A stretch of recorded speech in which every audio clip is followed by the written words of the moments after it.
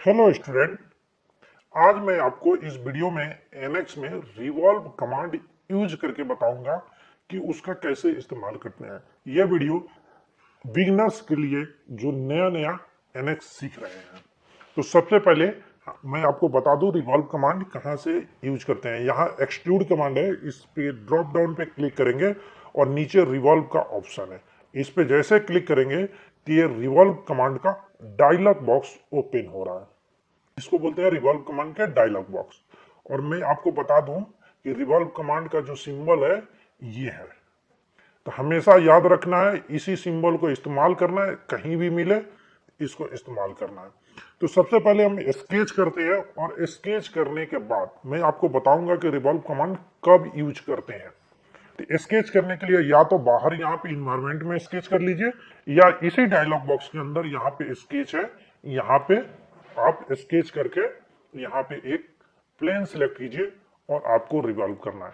तो सबसे पहले एक स्केच हम क्रिएट करते हैं और स्केच क्रिएट करने के बाद मैं आपको बताऊंगा कि क्यों और कब इसका इस्तेमाल करते हैं।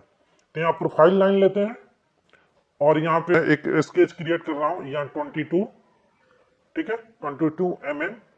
उसके बाद हम 4 mm, उसके बाद वर्टिकल जाते हैं 14 mm, वर्टिकल 14 जाने के बाद यहाँ पे 6 mm, फिर उसके बाद हम 8 mm करते हैं। 8 mm करने के बाद हम एक लाइन यहाँ पे छोड़ देते हैं और इसका डायमेंशन जो देंगे यहाँ सेंटर पॉइंट से हम देंगे और यहाँ पे ऊपर ले जाके 16। फिर सेकंड पॉइंट में हम प्रोफाइल एक लिखते हैं, प्रोफाइल पॉइंट, और यहां से प्रोफाइल फिर से एक सिलेक्ट करते हैं और नीचे आते हैं। नीचे 39 आने के बाद एक राइट साइड में एक जाते हैं, यहाँ पे हो जाती है, फिर 9 हम लेंगे। 9 लेने के बाद यहाँ पे ऊपर जाते हैं, 15 ले लेते हैं। 15 के बाद फिर यहाँ पे हम 5 लेते हैं। 5 के बाद नीचे आते हैं और नीचे आके फिर एक सेंटर लाइन से एक लाइन खींच देते हैं हॉरिजॉन्टल। जो हमारा कॉर्नर बनना है उसको ट्रिम कर देते हैं और चेक करते हैं कि हमारा स्केच फुली कंस्टेंट है कि नहीं है। जैसे मैंने बताया है यहाँ फुली कंस्टेंट होना चाहिए, तो ये हमारा फुली कंस्टेंट है। अब इसमें मैं एक फिलट लगा रहा हूँ, एक नहीं 3 प्लेस पे फिलट लगा रहा हूँ 1.5 का। मैं आगे बताऊंगा कि फिलट क्यों लगाते हैं, कब लगाते हैं, ये सब एक एक वीडियो मिलेंगे आपको। अभी यहाँ पे हम रिवॉल्व सीख रहे हैं। 3 प्लेस पे हमने लगा दिया 1.5 का रेट। अब इसको फिर से चेक करते हैं कि हमारा फुली कंस्टेंट है कि नहीं। तो अभी भी हम चेक करते हैं, तो यहाँ देखिए फुली कंस्टेंट है, यानी हमारा स्केच फुली कंस्टेंट है। इसका मतलब हुआ स्केच जो है पूरी के पूरी एक प्लेस पे है, कहीं भी मूव नहीं कर सकते हैं खींच के।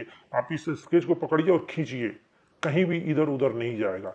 अगर वही फुली कंस्टेंट नहीं होगा तो स्केच पकड़ के खींचने पे वो मूव हो जाएगा। तो अब फिनिश करते हैं।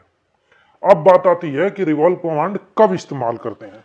तो सबसे पहले the revolve tool use to create a solid body by revolving sketch around the axis, revolving the sketch, यानी कोई भी स्केच हो या एज हो, जो फीचर्स है उसको हम रिवॉल्व करते हैं और एक्सिस के अराउंड करते हैं। तो सबसे पहले यहाँ पे हमारा सिलेक्ट हो चुका है स्केच। उसके बाद अगर एक्सिस के अराउंड करना है तो वेक्टर देना है। तो वेक्टर हम क्या देखते हैं, जेड, ठीक है, जेड दे दिया। अब कह रहा है पॉइंट कीजिए, यानी कभी भी सर्कल आप बनाते हैं 360 डिग्री में तो इसका एक सेंटर पॉइंट होता है। उसी तरह यहाँ पे स्पेसिफाई पॉइंट में एक सेंटर पॉइंट देना होगा। आप इसका बॉटम में दे दीजिए या टॉप में दे दीजिए या मिड में दे दीजिए। तो चलिए हम आपको दिखाते हैं। स्पेसिफाई पॉइंट हम बॉटम में देते हैं या बॉटम में दे दिए और ये हमारा प्रोडक्ट बन गया रिवॉल्व करके। अगर आप यहाँ पे 360 डिग्री दे रहे हैं, अगर यहाँ पे 180 डिग्री देंगे तो यहाँ पे देखिए एक प्रोडक्ट मिला, यानी यहाँ पे देखिए 180 का मतलब हुआ एक सेक्शन लाइन हो गया। किसी प्रोडक्ट को हम सेक्शन कर रहे हैं और उस सेक्शन में जो एज बन रहा है उसमें सेंटर से हाफ साइड को अगर आप स्केच करके और रिवॉल्व करते हैं तो वो प्रोडक्ट मिल जाता है। तो यहां पे अब देख लिए, अगर यहाँ पे सेंटर पॉइंट जो है अगर हम चेंज करते हैं, देखिए सेंटर पॉइंट अगर हम चेंज करते हैं तो नहीं लेगा, ठीक है ना। लेकिन यही सेंटर पॉइंट नीचे से हम ऊपर चेंज कर देते हैं तो रिवॉल्व कमांड हमारा लग जाएगा। अगर मिड में करेंगे तो भी हमारा लग जाएगा। यानी सेंटर पॉइंट पे एक्सिस पे आप, ठीक है ना, सिलेक्ट कीजिए। तो ये हमारा हो गया रिवॉल्व कमांड। यदि हमारे वीडियो आपको अच्छे लगे तो प्लीज वीडियो को लाइक कीजिए और हमारे चैनल को सब्सक्राइब कीजिए। Thank you.